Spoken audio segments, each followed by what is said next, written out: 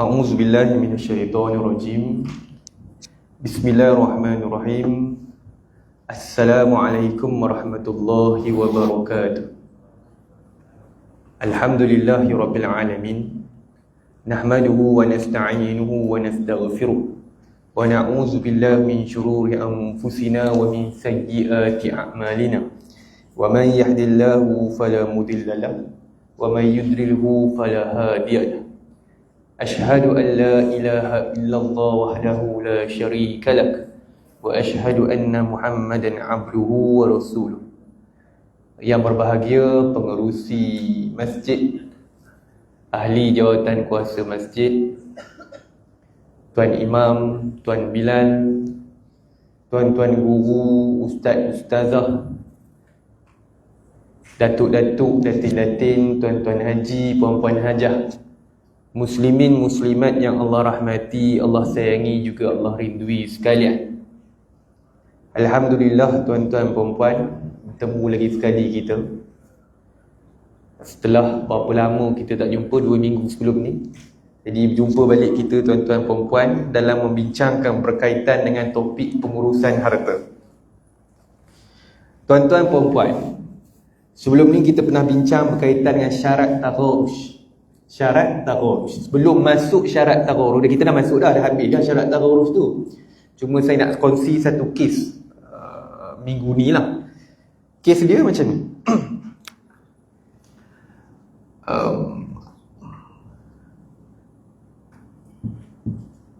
Mak dia orang ni dah mati. Awal-awal dah mati dah tuan-tuan. Okey, betul tak? Okey. Cerita dia tuan-tuan haji, puan-puan hajah. Cerita dia, geng sini, geng anak-anak ni gaduh dengan mak tiri. Mak tiri di sini. Mak dengan ayah, mak mati dulu. Bila mak mati dulu, tuan haji, puan hajah, ayahnya ada rumah. Jadi nak jadikan cerita, sebelum ayah, lepas mak meninggal ni, ayah ni kahwin baru. Kahwin baru, tak ada anak. Jadi bila tak ada anak, tuan-tuan haji, puan-puan hajah, dia mati.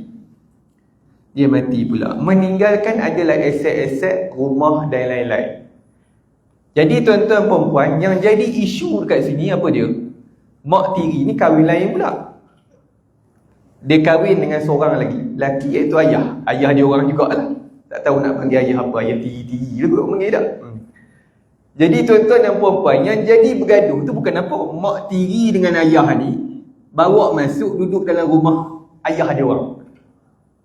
Tak puas hatilah anak-anak tiri ni, tak puas hatilah anak-anak ni. Sebab dia orang kata, ustaz, cuba bayangkan itu rumah ayah kami dengan mak kami. Kenapa pula mak tiri kami bawa kadanglah kahwin dengan orang baru, lepas tu duduk pula dalam rumah ayah kami? Satu. Yang keduanya, kami dah bincang dengan mak tiri. Persoalannya, mak tiri kata, rumah ni ada hak juga kat saya. Mak ada hak juga dalam rumah ni. Jadi tuan-tuan haji, puan-puan hajah, inilah senario masyarakat pada hari ini. Jadi dia tak tahu agaknya macam apa benda faraid, saya rasa dia tak tahu tu. Jadi terjumpalah cerita ni. Bawa jumpa kes ni kepada saya tanya balik, rumah ayah ni buat faraid ke belum? Bila tanya tuan-tuan haji, puan-puan hajah, confirm lah jawapan dia belum. Itu sebab tuan-tuan puan-puan, orang kita punya style suka menangguh. Kalau gaduh baru cari, baru buat faraid. Itu style orang kita. Soalan dia, mak tiri ada tak bahagian dalam rumah ni? Jawapannya ada. 1/8. Anak-anak ni, anak-anak betul ada anak lelaki 2, perempuan 1. So tuan-tuan puan-puan, 1/8 ni ada bahagian rumah ayah tu. Andai katalah mak tiri ni mati, bapak tiri ni ada tak bahagian? Ada juga. 1/8 pindah ke dia. Faham tuan-tuan haji, puan-puan hajah? Walaupun dalam geran ni nama ayah seorang, dia nama ni tuan-tuan haji, puan-puan hajah, inilah hukum pusaka. Dia mewarisi antara satu sama lain. Surah An-Nisa ayat 7. Allah kata apa? Lirrijali nasibum mimma tarakal walidani wal aqrabun. Walin nisa'i nasibun mimma tarakal walidani wal aqrabun. Bagi orang lelaki tetap akan mewarisi harta pusaka daripada ibu bapanya ataupun kerabatnya. Serupa jugalah bagi orang perempuan, tetap mewarisi harta pusaka daripada ibu bapanya dan juga kerabatnya. Nak bagi tahu tuan-tuan haji, puan-puan najah, kalau buat lambat ke, nak tunggu dia ni mati ke, jawapannya tetap sama. Apabila saya tanya, kenapa awak tak buat cepat-cepat? Kami tunggu dia ni mati. Astagfirullahaladzim. Itu tuan-tuan dan puan-puan, orang kita. Harta ni memang macam tu lah tuan-tuan dan puan-puan. Drama. Itu sebab drama di Samarinda Akasia tu semua kebanyakannya betul tu tuan-tuan. Gaduh tu, berebut syarikat, berebut suami orang. Itu belaka tu. Itulah masyarakat kita. Jadi tuan-tuan dan puan-puan, jangan bagi wujudnya dalam family kita. Kita ni bagus dah, datang masjid cantik dah. Dengar kuliah baik, bagus dah. Tapi janganlah wujud simptom-simptom dalam family kita. Kalau tuan-tuan puan-puan ada kes begini, tuan-tuan puan-puan ada kes begini, tuan-tuan buatlah cepat-cepat. Negeri Sembilan senang tuan-tuan puan-puan. Saya nak terus sebutlah tuan-tuan. Saya di baru-baru ni tuan-tuan puan-puan, bulan lepas ke hujung bulan lepas macam tu lah, saya dijemput oleh JAKIM di Ilim Jelebu. Banyaklah yang datang daripada Terengganu, Melaka, Johor. So hujung petang tu, daripada pagi sampai petang, banyaklah soalan. Antara soalan-soalan, Ustaz, saya berminatlah nak buat dengan Majlis Agama Islam Negeri Sembilan. Cantik, saya kata macam tu. Daripada mana? Terengganu.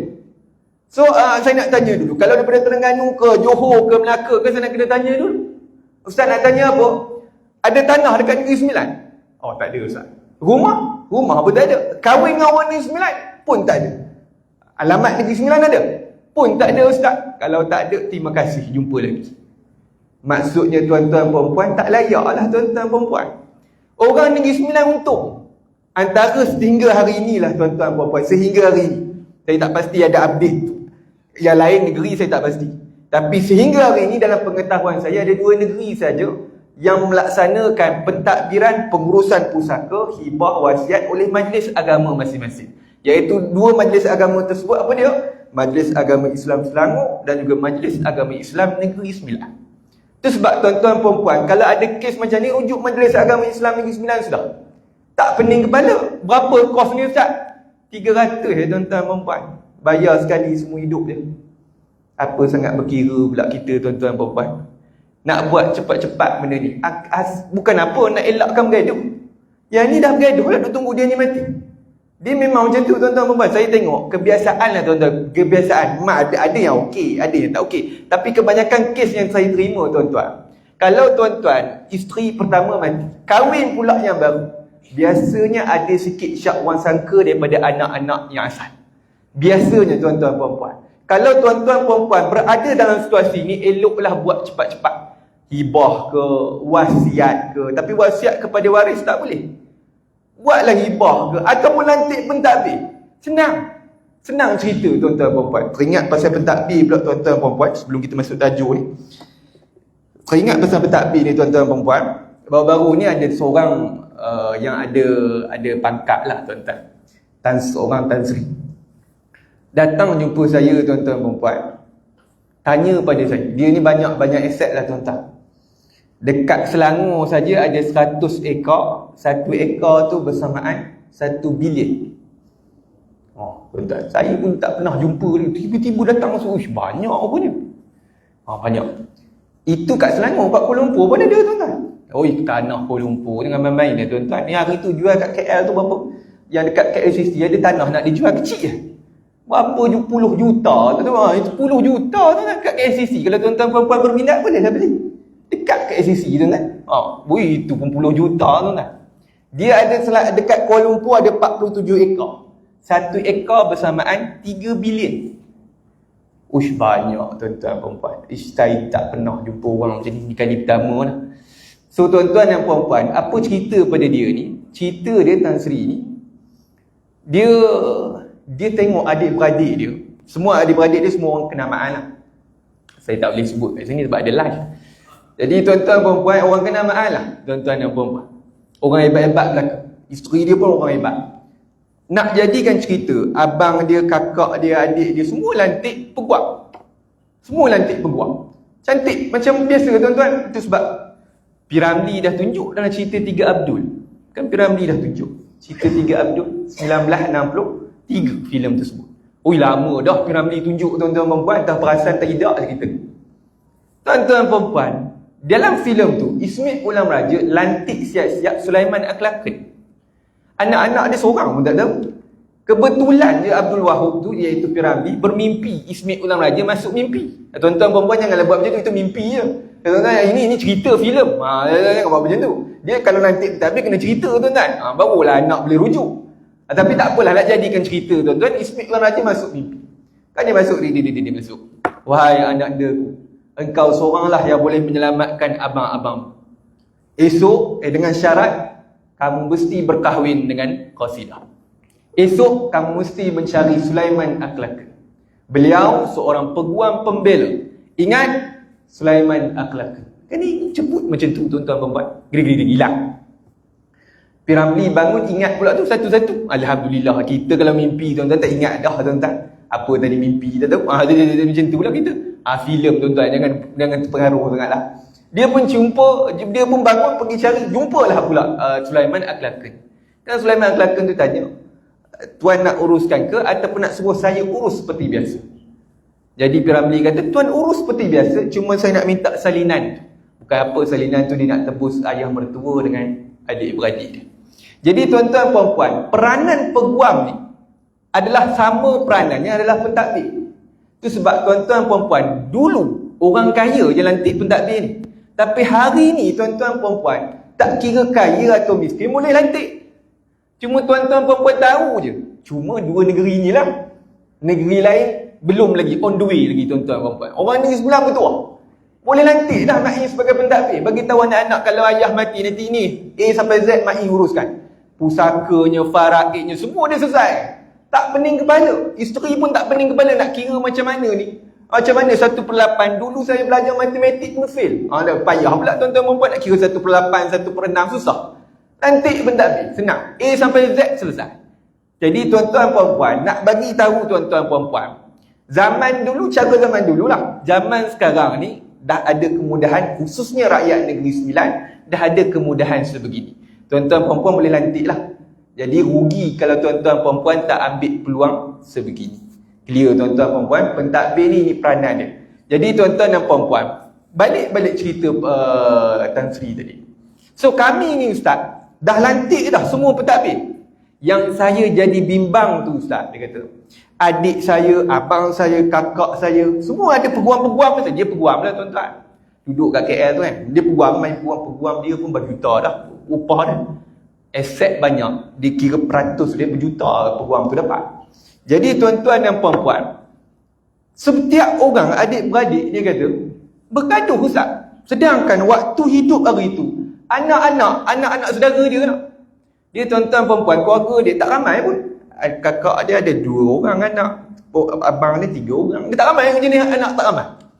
Jadi nak cerita tuan-tuan, waktu hidup ni dia orang dah lantik peguam. Dah tulis dah sign dah, anak dah sign.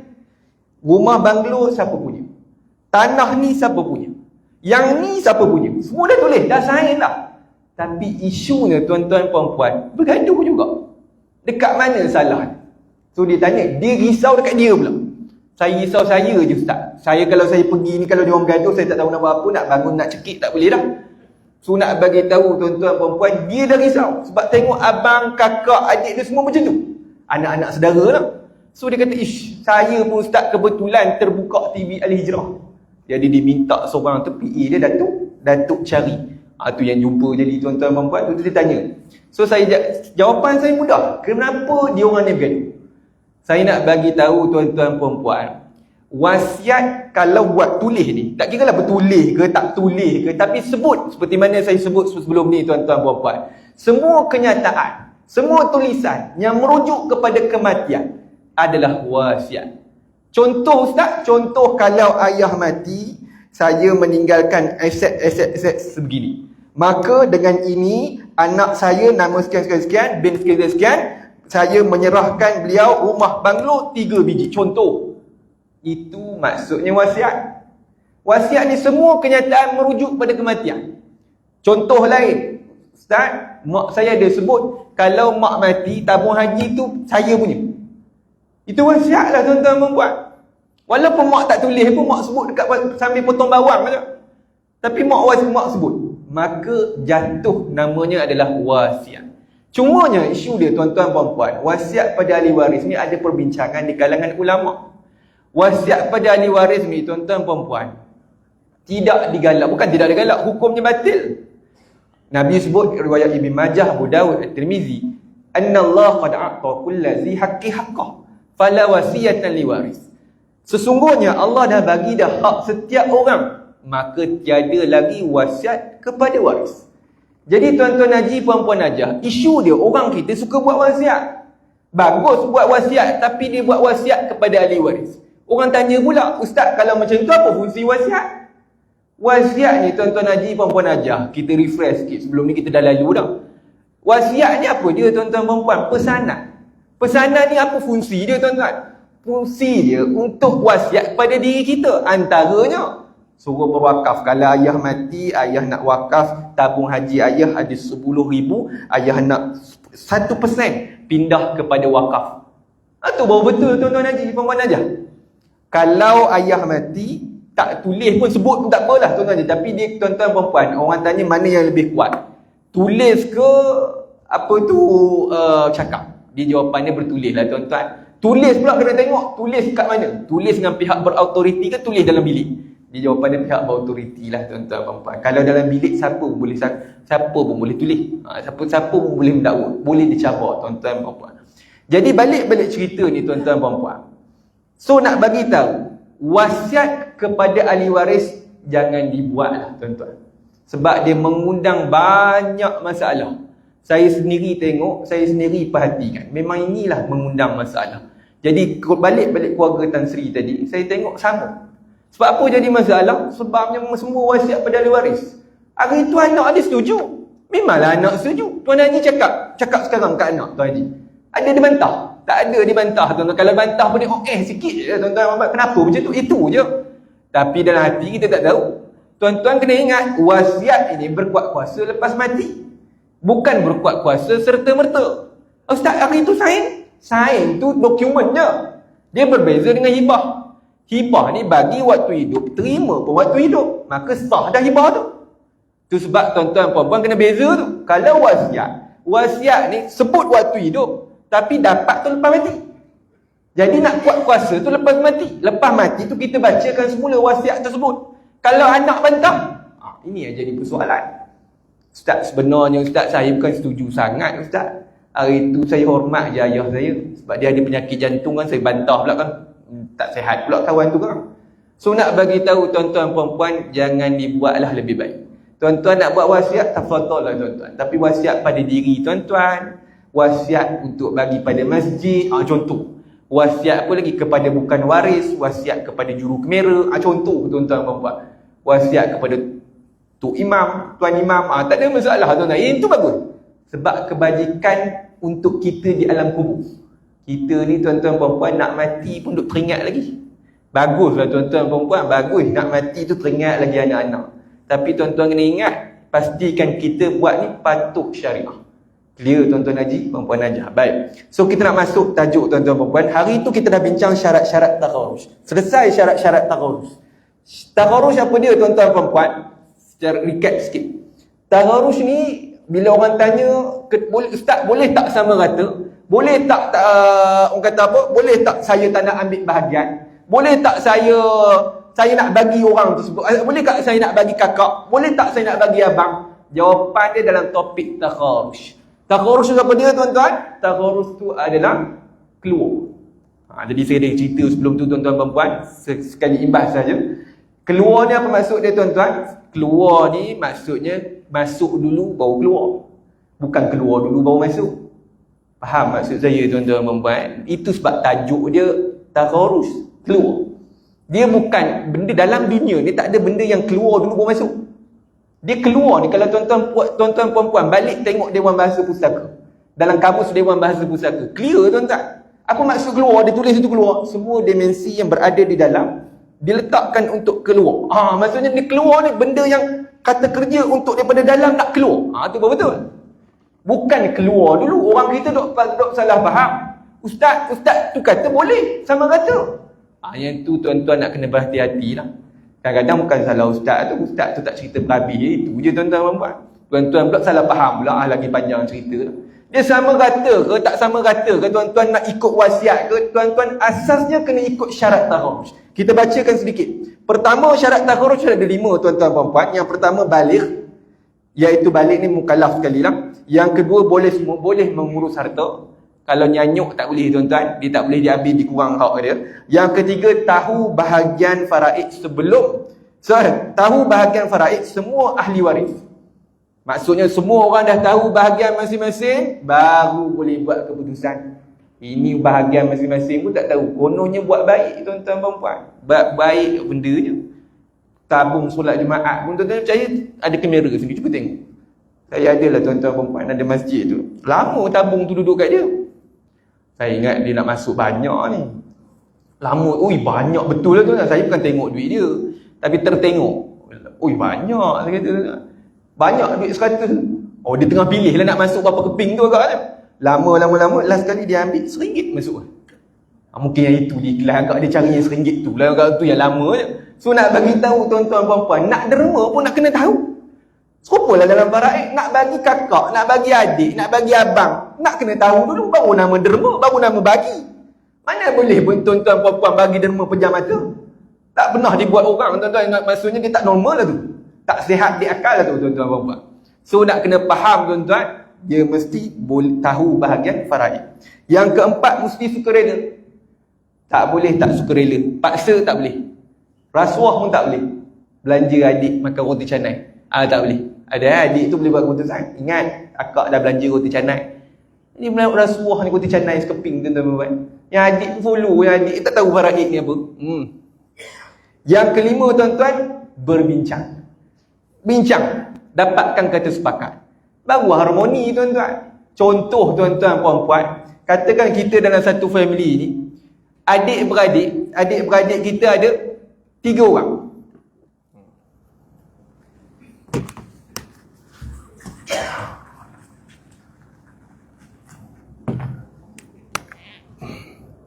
Ada 500,000, ada 3 orang. 2 lelaki, seorang perempuan. Kalau ikut faraid tuan-tuan perempuan, 2, 2, 1. So kalau ikutkan apa? 200,000, 200,000, 100,000. Kalau tuan-tuan perempuan, katalah seorang ni dia kena sukarela dan kena bincang. Jangan paksa-paksa. Katakanlah abang sulung kata kita buat sama rata lah. Sian pula kat adik dapat 100. Jauh tu 100,000 tu.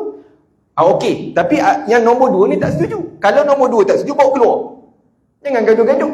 Selesai masalah. Berlaku dekat rembau, tumbuh. Tu jadi satu masalah tuan-tuan. Sebab tak faham ilmu faraid tu masalah. So kalau dia dah bawa keluar 200,000, 200 campur 100, bahagi 2. So seorang dapat 150, 150. Macam tu lah tuan-tuan perempuan. Adik pun akan ingat lah, terima kasih lah abang bagi saya 50,000. Kita buat sama rata pula. Tuan-tuan perempuan, benda ni diaplikasi dalam semua aset-aset harta simati. Barang kemas ke, kereta ke, tu sebab nak kena nilai dulu. Lepas mati, semua aset simati kena nilai. Ustaz, kalau pakaian nak nilai apa bondo? Ni tuan-tuan, kalau boleh timbang, dipersilakan timbang. Tapi tuan-tuan kena pilih lah. Ada pakaian yang mahal. Antara kes yang saya terima, songkit. Songkit dia daripada zaman hang tuah kot saya rasa. Daripada nyek kenyok, nyok. Dia bukan moyang, dia atas lagi. Atas sangat lah tuan-tuan kata tu. Apa saya lupa dah istilah tu. Memang kita pun jarang dengar lah tuan-tuan perempuan. Moyang, atuk, ayah dia, dia atas lagi. So turun-temurun songkit tu daripada atas pakaian lelaki agak zaman hang tuah kot tuan-tuan perempuan. Nilai dekat 6,000. Tuan-tuan apa-apa. Tu sebab tuan-tuan, pakaian semati pakaian mak, pakaian ayah kena semak dulu. Takut ayah ni manalah tahu tuan-tuan ada simpan pakaian hang tuah ke. Tuan-tuan hang tuah takkan hilang di dunia tu. Orang tu kekutlah ada kat rumah tuan-tuan perempuan, ada pakaiannya. Tuan-tuan kena semak. Kutlah jadi rebutan pula. Pakaian pun kena nilai. Kalau ada harga. Mesin basuh Ustaz. Ada kes tuan-tuan, mesin basuh. Ada nak campak belakang rumah. Mana boleh? Saya kata panggil, jadikan duit.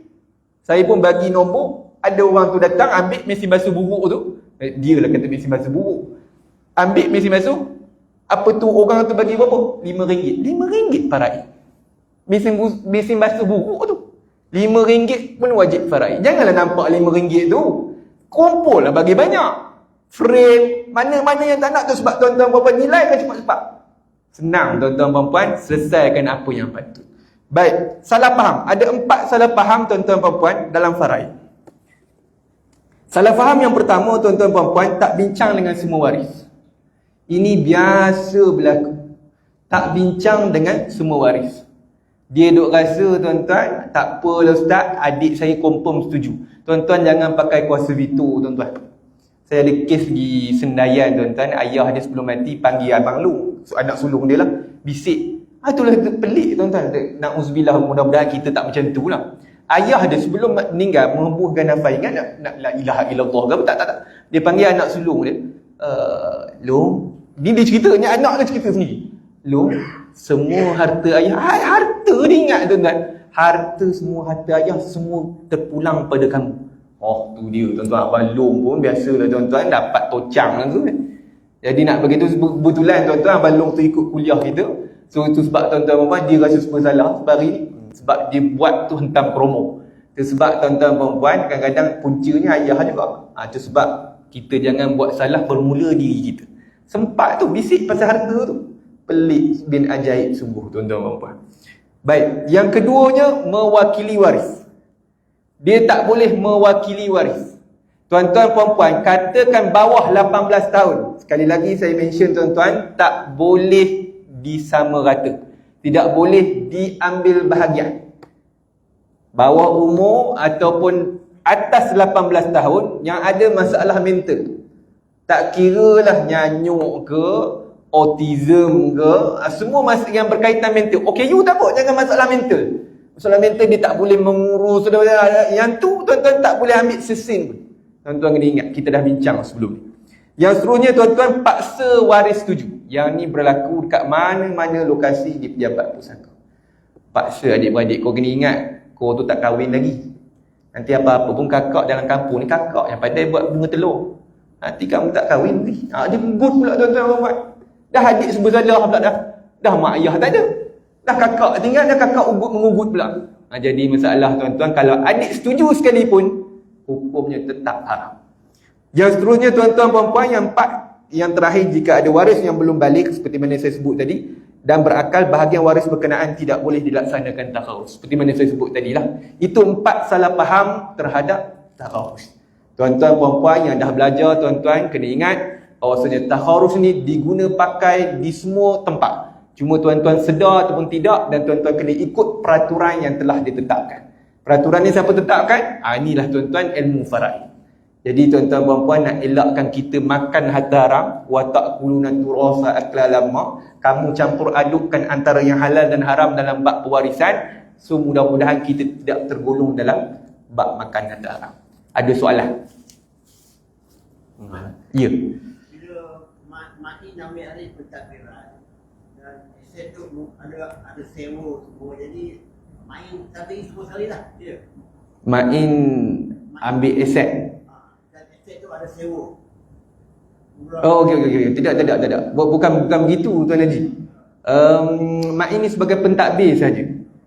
Main tak ambil sewa semua tu tak ambil. Dia pentadbir ni dia uruskan untuk pengagihan saja. Yalah, pasal bangunan tu disewakan. Jadi sewa berterus lah tu. Berterusan sewa tu kan. Ya. Orang membayar pada Ya. Cuma kita akan guide lah. Bezanya kita akan guide. Yang ni berapa bahagian. Takkan tuan-tuan perempuan ada kes sewa juga.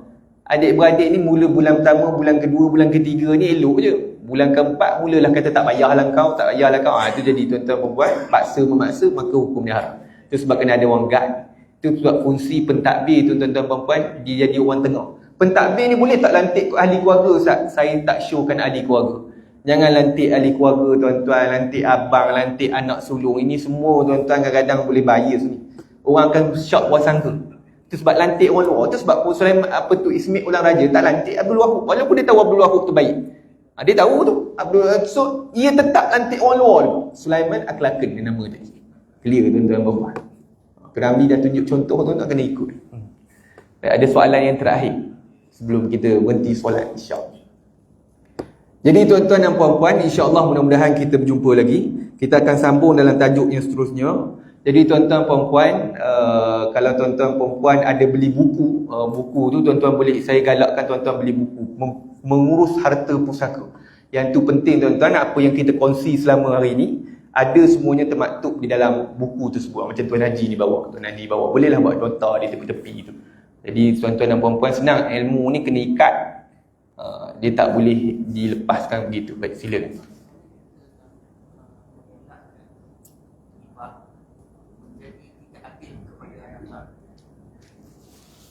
Okey, soalan Tuan Haji, soalan dia macam mana nak elakkan hibah tak adil kepada anak-anak.